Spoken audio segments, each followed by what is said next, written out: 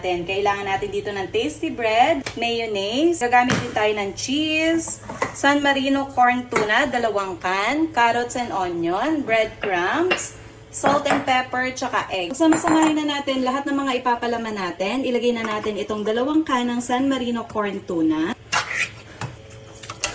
Ayan, ang dami. Madami yung gagawin ko guys kasi marami kami dito sa bahay. Pero kung konti lang yung gagawin nyo, pwede na yung isa. Ayan kasi ang dami. Ilagay na din natin itong chinap ko na kalahating carrots at 1 onion.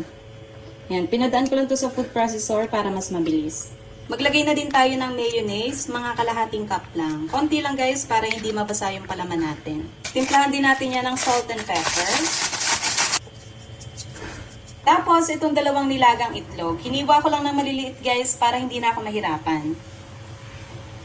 Yan, okay na yon. Haluin lang natin. Konti lang guys ang nilagay kong mayonnaise ha, kasi dapat hindi basa yung magawa nating palaman para hindi masira yung tinapay. Yan guys, ang dami kong palaman oh, kaya madami akong magagawa. Sakto to kasi madami kami ngayon dito sa bahay. Tabi lang muna natin. So itong tasty bread guys, i-flat lang natin to. Mahalaga i-flat natin to para hindi siya masira or hindi bubuka. Gagamitan ko lang din ng rolling pin, pero kung wala naman kayo nito, pwede naman baso. Yan, i-flat lang natin. Pag na-flat na, pwede na natin palamanan. Yan, isa lang naman yung gagamitin natin. Ang bango ng palaman, amoy na amoy yung sibuyas. Ayan, maglagay lang tayo dito.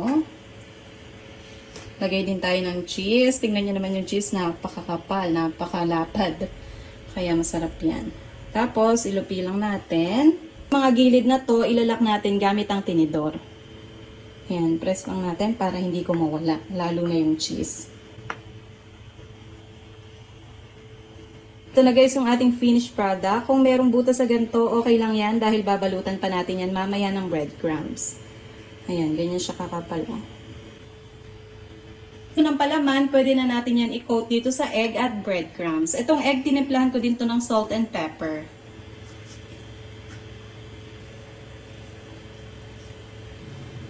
Ito pala guys, hindi to breadcrumbs ha, skyflakes to kasi wala akong breadcrumbs. Dinugro ko lang gamit ang food processor. Kaya kung wala din kayong breadcrumbs, pwede nyo din itong gayahin. Ayan siya.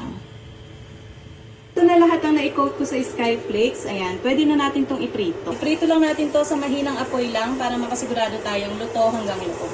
Pag na golden brown to guys, okay na yung luto na. Pwede na natin hanguin.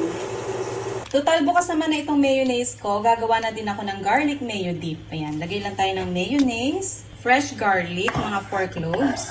Konting tubig lang, mga 2 kutsara. Sugar, kalahating kutsara. Tapos, salt and pepper. Yun lang yun guys. Haluin lang natin itong mabuti. Ayan, dapat ganito yung kanyang texture. Ayan, hindi siya malapot.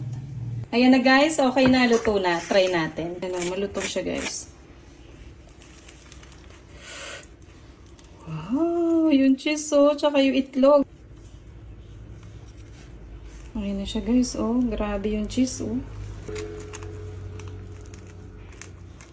Ayan na, umuusok-usok pa. Grabe yung cheese. Ayan na, ang init. Ayan na siya guys, oh. Try natin. Malutong yan. Sarap! Sarap, yung bago na akong favorite.